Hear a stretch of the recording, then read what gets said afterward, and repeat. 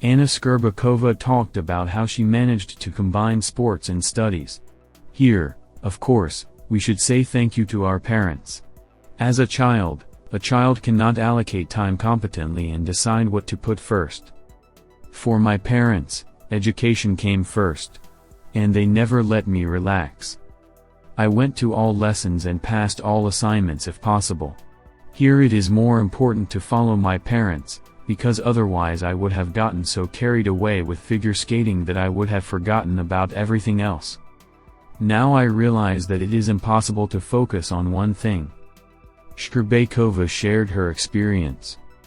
Tatiana Tarasova believes that Shcherbakova's absence at the World Cup will not affect its spectacularity. Anya Shcherbakova does not compete, so there is no loss for the spectacularity. If she was an athlete, she would have participated in the Russian championship. Now she doesn't participate because she has a lot of work. A lot of different shows, performances. She has a profession, she has popularity, she earned it honestly in competitions. She is known in the world. Now she works and does not train for competitions, Tarasova said. Alexei Yagudin commented on the performances of American figure skater Ilya Malinin. I don't understand where he came from like that. It's just the only one. He's the only one and there are all the others. What the Japanese figure skater, Yuzuru Hanyu, was saying, it wasn't happening, and here the man is saying and doing. He recently posted a video of a cascade double tool-up and immediately a quadruple axel. Honestly, there are simply no other two-loops like that in the world. When we need it, we say it's ours. When we ask about the quadruple axel, we say, it's not ours, why discuss it? There were such statements a few days ago. Yes, he is an American figure skater, but it is not an American quadruple axel. It is the quadruple axel of the figure skating world. They often say, don't say the word genius. The geniuses are Pushkins, and this is just a mega-talented and mega-gifted athlete. But it is one thing to be born, and another thing to show it later on in competitions. You see his content in the free skating program and you just throw up your hands and don't understand, Yagudin said. Alexei Yagudin spoke about the admission of Russians to the Olympics 2024 in neutral status. It is clear that there are certain criteria. As if admitted, but in fact they made sure that we were not there. But it is necessary to go, of course. I always advocate that this is the life of a person, an athlete. The time when you are at your maximum is gone, so you have to go. Then it may be too late for these athletes, said the Olympic figure skating champion.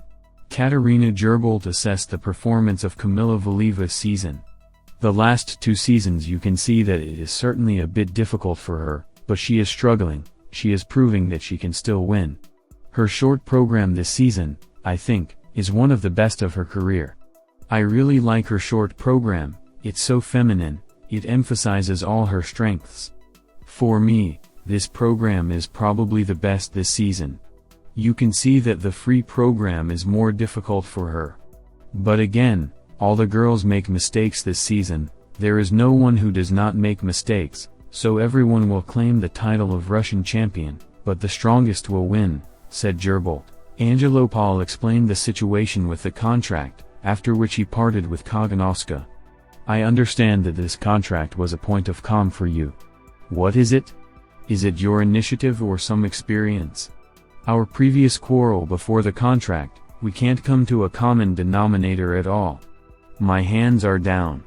And I cannot force myself, I have no desire to ride with this man.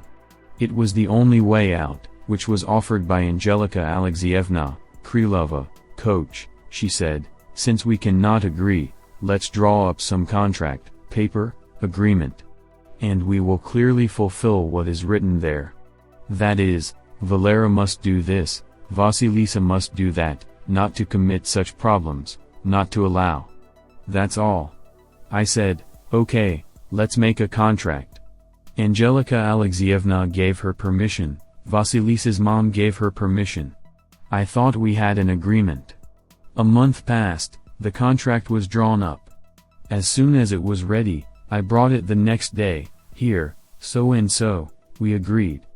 I was told that no one would sign anything. They familiarized themselves with it and said, let's go to the Federation, we can't go on like this. So everyone agreed. And then they backed off. As soon as they brought it in. Apparently, they felt that we had been working for a month. It was a good month, by the way. But for some reason everyone let it go, forgot about it, but I didn't. Because I still had an inner worry that these problems were arising, did not let me ride and live in peace. I realized that sooner or later these problems would still appear. And you had conversations to supplement the contract, to correct. This is the most interesting thing.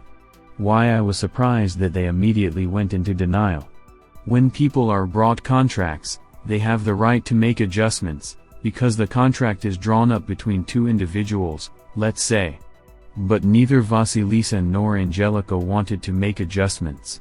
For them, the very word contract became a trigger. They were like, no, we're not going to sign anything. All the terms that Vasilisa laid out, to pay for skates, laces, training, it was a bilateral contract.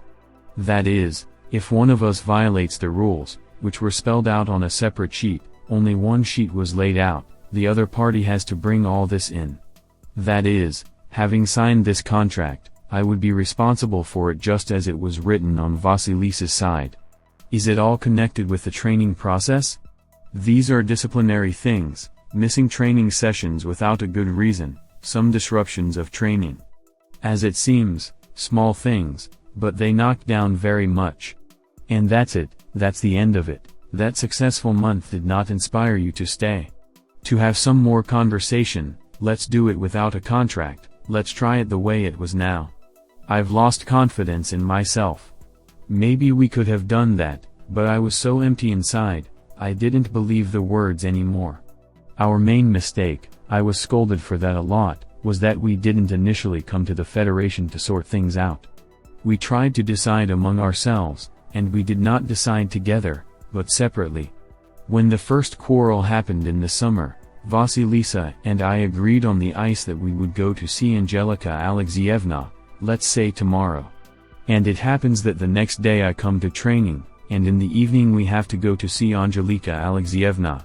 I arrive, and Angelika Alexeyevna already knows everything, from some Vasilisa's side. Already I am an enemy of the people and it is useless for me to change her mind. I tried, I said that not everything is true. Vasilisa did the tricky thing, she went there first and alone, and turned Angelica Alexeyevna against me. I asked her why she did it. She said that under stress she forgets what we agreed on. Angelopol said,